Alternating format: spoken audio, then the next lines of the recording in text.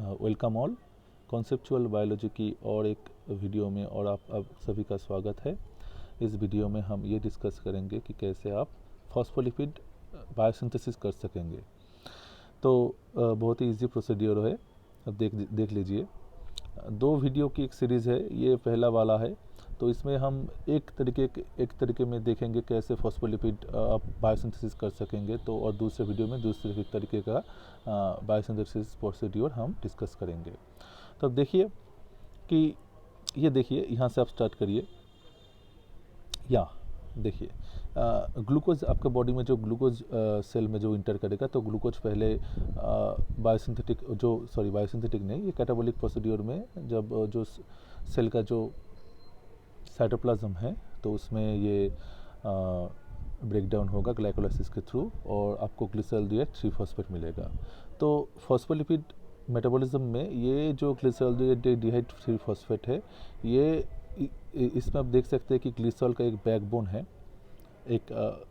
Backbone है और उसके साथ 1 नंबर कार्बन में एक एल्डिहाइड ग्रुप है और 3 नंबर कार्बन में एक फॉस्फेट ग्रुप है। फॉस्फेट को हम एक ग्रीन कलर का एक बॉल करके हम दिखाए गए हैं।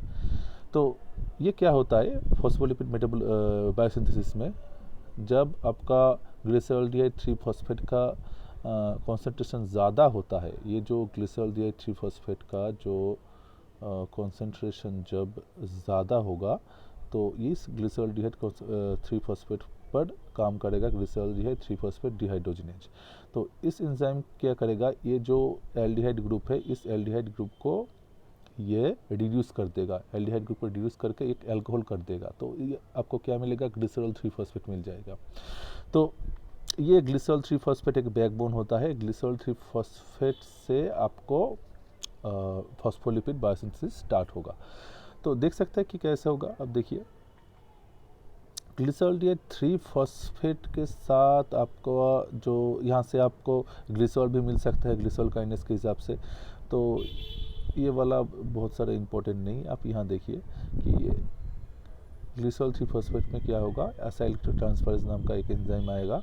तो वो एक फैटी एसिड लेकर यहाँ से फैटी एसिड ले आएगा। तो फैटी एसिड यहाँ का 1 नंबर कार्बन में एक एस्टर बॉन्ड फॉर्म करेगा। तो ये आपका क्या हो गया, 1-एसाइल ग्लिसरॉल 3-फॉस्फेट हो गया। 1-एसाइल ग्लिसरॉल 3-फॉस्फेट को हम लाइसोफॉस्फेटिडिक एसिड भी बोलते हैं। तो उसके बाद दूसरे स्टेप में फिर एक एसाइल ट्रांसफरेज काम करेगा। फिर एक एसाइल ट्रांसफरेज काम करने पर फिर एक एसाइल कोई आएगा। ये एक एस्टर बॉन्ड करेगा 2 नंबर कार्बन के साथ। और यूजुअली ये जो दूसरे कार्बन में जो फैटी एसिड कोई जब यहाँ अटैक करता है, तो ये जो फैटी एसिड होता है ये जनरली ये अनसैचुरेटेड होता है। 1 नंबर कार्बन में जो फैटी एसिड ग्रुप अटैक करता है तो वो जनरली सैचुरेटेड होता है और दूसरे कार्बन में जो फैटी एसिड आते हैं तो वो जनरली अनसैचुरेटेड होता है। तो 2 बार फैटी एसाइलेशन के बाद आपको जो ये प्रोडक्ट मिलता है, इस प्रोडक्ट में आप देख लीजिए कि यहाँ एक बैकबोन है। ग्लिसरॉल का जो बैकबोन होता है, आप रेड कलर में आपको दिखाया गया है। रेड कलर का जो बैकबोन है ये ग्लिसरॉल बैकबोन, इसका 1 नंबर कार्बन में एक फैटी एसिड, दूसरे कार्बन में एक फैटी एसिड और तीसरे कार्बन में एक फॉस्फेट ग्रुप अटैच है। तो इसको हम कहते हैं फॉस्फेटिडिक एसिड और इसको आप 1,2-डाइएसाइल ग्लिसरॉल 3-फॉस्फेट भी कह सकते हैं और इसको हम फॉस्फेटिडिक कहते हैं। तो आप देख सकते हैं कि यहाँ 2 चेन है, 2 हाइड्रोफोबिक चेन है और इसके साथ एक हेड ग्रुप भी है, एक पोलर हेड ग्रुप, यानी कि फॉस्फेट भी है। तो ये phosphatidic acid is the simplest form of phospholipid. ठीक है। तो ये फॉस्फोलिपिड ये एक सिंपलेस्ट टाइप ऑफ फॉस्फोलिपिड है। इससे आपको बहुत सारे कॉम्प्लेक्स फॉस्फोलिपिड मिल जाएगा। तो आप देख सकते हैं कैसे ये जो फॉस्फेट है, ये फॉस्फोरिक एसिड भी कह सकते हैं, जो 3 नंबर कार्बन जो अटैच है, इसके साथ बहुत सारे अल्कोहल यहाँ अटैच होकर बहुत सारे फॉस्फोलिपिड बना सकता है। तो अल्कोहल के डिफरेंट टाइप ऑफ अल्कोहल के हिसाब से फॉस्फोलिपिड का नाम भी चेंज हो जाएगा। तो 2 तरीके से फॉस्फेटिडिक एसिड से हम फॉस्फोलिपिड बना सकते हैं। देख लीजिए, यहाँ एक प्रोसीड्यूर हम यहाँ डिस्कस कर चुका है। ये देखिए, ये फॉस्फेटिडिक एसिड है। तो यहाँ हम क्या करेंगे, यहाँ हम इसको एक्टिवेट करेंगे। यहाँ डायरेक्टली यहाँ हम अल्कोहल नहीं एंटर कर सकते हैं, इसको पहले एक्टिवेशन करना पड़ेगा। तो एक्टिवेशन करने के लिए आपको ये जो फॉस्फोलिपिड जो बायोसिंथेटिक पाथवे है, तो एक्टिवेशन के लिए ये CTP यूज़ करते हैं। बायोसिंथेटिक पाथवे फॉस्फोलिपिड बायोसिंथेसिस के लिए CTP को यूज़ करता है। आप देखिए, जब आप हमारा जो बॉडी है, बॉडी का डिफरेंट सिस्टम है। आप देख चुके हैं कि जब हम ग्लाइकोजन मेटाबॉलिज्म में आप देख चुके हैं कि ग्लाइकोजन बायोसिंथेसिस के समय आप UDP ग्लूकोज यूज़ करते हैं ग्लूकोज को एक्टिवेट करने के लिए। तो वहाँ ग्लाइकोजन बायोसिंथेसिस के लिए UDP यूज़ किया जाता है, लेकिन फॉस्फोलिपिड के लिए हम CTP यूज़ करेंगे UDP की जगह। तो बहुत सारे बायोसिंथेटिक पाथवे में बहुत सारे हाई एनर्जेटिक बॉन्ड यूज़ किया जाता है। कोई बायोसिंथेटिक पाथवे में ATP यूज़ किया जाता है, कोई बायोसिंथेटिक पाथवे में UTP, कोई बायोसिंथेटिक पाथवे में CTP और UTP भी यूज़ किया जाता है। तो इस फॉस्फोलिपिड मेटाबॉलिज्म में हम लोग क्या यूज़ करेंगे? CTP को यूज़ करके हमको क्या मिलेगा? अब देख सकते हैं, हमको इसको एक्टिवेट करना पड़ेगा। इसको एक्टिवेट करने पर हम CTP को यहाँ साइटिडिल ट्रांसफरेज नाम का एक एंजाइम आएगा। एंजाइम आके CTP यहाँ से अटैच हो जाएगा, और जो CTP में जो 3 फॉस्फोएनहाइड्राइड बॉन्ड है, उसमें से 2 ब्रेक कर जाएगा। आप देख सकते हैं कि CTP से CMP का जो ट्रांसफ़र हो चुका है, यहाँ CMP ग्रुप का ट्रांसफ़र होगा, और CTP से 2 फॉस्फोएनहाइड्राइड बॉन्ड यहाँ चला आएगा PPI से। और ये PPI बहुत ही अनस्टेबल है, यहाँ से बहुत जल्दी आपको 2 इनऑर्गेनिक फॉस्फेट मिल जाएगा। यानी कि इस स्टेप में आपका 2 हाई फॉस्फोएनहाइड्राइड बॉन्ड ब्रेक हुआ। इसके बाद आपको क्या मिलता है? इसके बाद आपको मिलता है जो CMP जो मोइटी है, CMP मोइटी यहाँ अटैच हो जाएगा। तो CMP में क्या है? CMP में एक साइटिडिन मोनोफॉस्फेट है, एक फॉस्फेट है, और दूसरा फॉस्फेट कहाँ से आया? दूसरा फॉस्फेट यहाँ पहले से ही था। तो आपको क्या मिला? यहाँ CDP मिल गया। ठीक है, तो इस कंपाउंड को हम क्या बोल सकते हैं? इस कंपाउंड को हम CDP डैग भी बोल सकते हैं। डैग यानी कि डायएसिल ग्लिसरॉल। आप देख लीजिए, ये 2 एसिल ग्रुप है और एक ग्लिसरॉल है, उसके साथ एक CDP अटैच है, यानी कि इसको हम CDP डैग भी कह सकते हैं। तो CDP डैग क्या हुआ? CDP डैग हुआ activated form of phosphatidic acid. ये जो फॉस्फेटिडिक एसिड है, इसको हम क्या कर दिया? इसको हम एक्टिवेटेड कर दिया। अभी इसके साथ बहुत सारे अल्कोहल यहाँ पर अटैच हो सकता है। वैसे ही एक अल्कोहल है आइनोसिटॉल। आइनोसिटॉल का फॉर्मूला होता है C6H12O6, यानी कि ये ग्लूकोज या और फ्रुक्टोज की तरह भी यहाँ इसका भी मोलिकुलर फार्मूला सेम है, लेकिन इसका क्या है? इसमें कोई डबल बॉन्ड नहीं होता। आप देख सकते हैं कि ये एक साइक्लिक एक कंपाउंड है, जिसमें सभी एक सिंगल बॉन्ड है, यानी कि सिग्मा बॉन्ड है। हर एक कार्बन के साथ एक H और एक OH बॉन्ड OH अटैच्ड है। तो क्या हुआ? इसमें से बहुत सारे OH जो हाइड्रोक्सिल ग्रुप है, ये इसको अल्कोहल कर देगा। तो क्या हुआ? तो अगर इनोसिटॉल बॉन्ड यहाँ से अगर अटैच होगा, तो एक एंजाइम आएगा, फॉस्फेटिडाइल इनोसिटॉल सिंथेज नाम का एक एंजाइम आएगा। ये एंजाइम क्या करेगा? ये एंजाइम इस अल्कोहल को ले आएगा, इस अल्कोहल को लेकर यहाँ पर अटैक करेगा। यहाँ पर अटैक करने पर क्या होगा? इनोसिटॉल अगर यहाँ अटैक करेगा तो CMP यहाँ से रिलीज़ हो जाएगा। CMP अगर रिलीज़ हो गया तो यहाँ एक फॉस्फेट गम बॉन्ड रह जाएगा। उस फॉस्फेट के साथ इस अल्कोहल का एक एस्टर बॉन्ड फॉर्म होगा।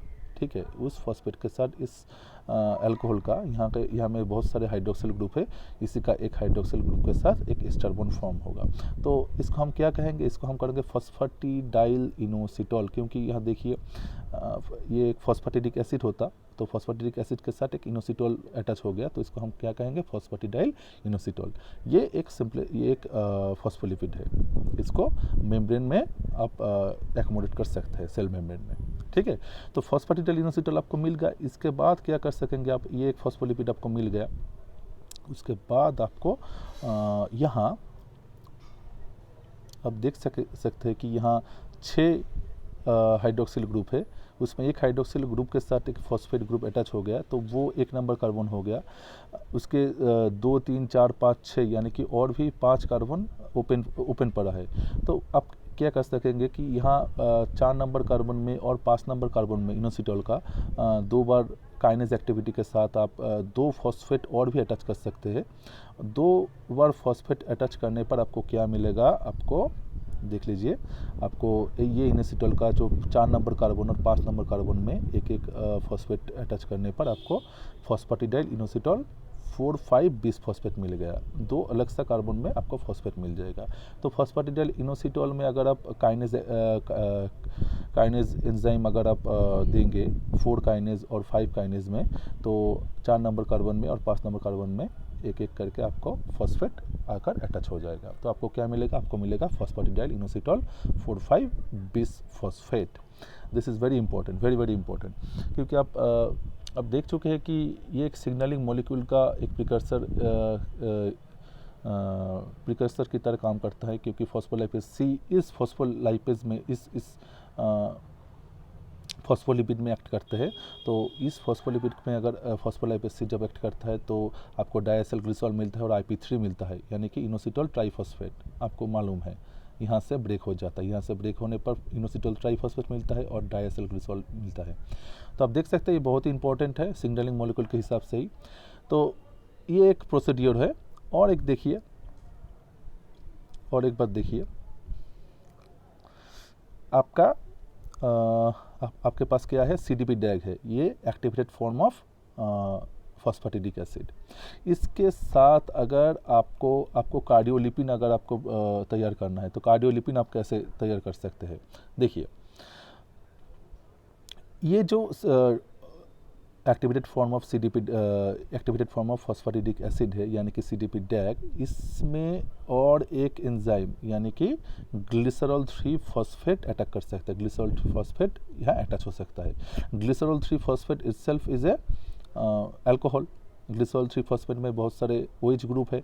तो ग्लिसरॉल यहाँ क्या होगा, ये एक सिंथेज एंजाइम काम करता है। इस सिंथेज एंजाइम का नाम है फॉस्फेटिडाइल ग्लिसरॉल 3 फॉस्फेट सिंथेस। तो इस एंजाइम के हेल्प से ग्लिसरॉल 3 फॉस्फेट यहाँ अटैक होगा। यहाँ अटैक होने पर CMP यहाँ से रिलीज़ होगा। CMP रिलीज़ होने पर ग्लिसरॉल 3 फॉस्फेट यहाँ अटैच हो जाएगा। तो ग्लिसरॉल 3 फॉस्फेट अगर अटैच हो जाएगा तो क्या मिलेगा आपको, फॉस्फेटिडाइल ग्लिसरॉल 3 फॉस्फेट, क्योंकि ग्लिसरॉल 3 फॉस्फेट में ऑलरेडी एक फॉस्फेट ग्रुप है। तो ये फॉस्फेटिडाइल ग्लिसरॉल 3 फॉस्फेट मिल गया। तो इसके ऊपर एक फॉस्फेटेज एंजाइम काम करेगा, तो आपको ग्लिसरॉल 3 फॉस्फेट से एक फॉस्फेट रिलीज़ हो जाएगा। एक फॉस्फेट रिलीज़ हो जाने पर आपको क्या मिलेगा, फॉस्फेटिडाइल ग्लिसरॉल। देखिए, आपको फॉस्फेटिडाइल ग्लिसरॉल भी मिल गया। ये भी एक फॉस्फोलिपिड है। ये देखिए, ये फॉस्फेटिडाइल ग्लिसरॉल। देखिए, यहाँ ग्लिसरॉल 3 फॉस्फेट से एक फॉस्फेट ग्रुप रिलीज़ हो चुका है फॉस्फेटेज एक्टिविटी से। तो आपको क्या मिल रहा है, फॉस्फेटिडाइल ग्लिसरॉल। ये एक फॉस्फोलिपिड है। उसके बाद क्या हो सकता है, उसके बाद यहाँ कार्डियोलिपिन सिंथेज नाम का और एक एंजाइम यहाँ काम कर सकता है। तो कार्डियोलिपिन एंजाइम सिंथेज एंजाइम जब काम करेगा तो क्या होगा, देखिए, तो यहाँ देखिए, दिखाना थोड़ा सा मुश्किल हो रहा है। यहाँ और एक CDP डैग अटैक करेगा। CDP डैग, ये एक CDP डैग था, या activated form of phosphatidic acid, और एक CDP डैग यहाँ अटैक करेगा। यहाँ से आप देख सकते हैं कि एक CDP डैग है, यहाँ CDP डैग है। ये CDP डैग अटैक करेगा। CDP डैग अटैक करने पर यहाँ से भी CMP रिलीज़ होगा। CMP रिलीज़ होने पर आपको क्या मिलता है, आपको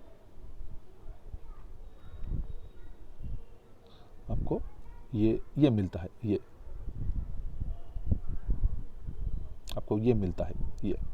ये क्या है, ये देखिए, ग्लिसरॉल के एक तरफ एक ग्लिसरॉल है मिडिल में, और यहाँ एक फॉस्फेटिडिक एसिड है। इस यहाँ पे भी एक फॉस्फेटिडिक एसिड है। तो इसको हम क्या कहेंगे, इसको हम कहेंगे डाइफॉस्फेटिडाइल ग्लिसरॉल। इसको हम कहेंगे डाइफॉस्फेटिडाइल ग्लिसरॉल। इसको हम कार्डियोलिपिन भी कह सकते हैं। तो कार्डियोलिपिन भी एक इम्पॉर्टेंट फॉस्फोलिपिड है। ये फॉस्फोलिपिड और ये फॉस्फोलिपिड और ये फॉस्फोलिपिड तीनों ही इनकॉर्पोरेटेड हो सकता है। कहाँ पर, हमारा सेल मेम्ब्रेन में ये इनकॉर्पोरेट हो सकता है।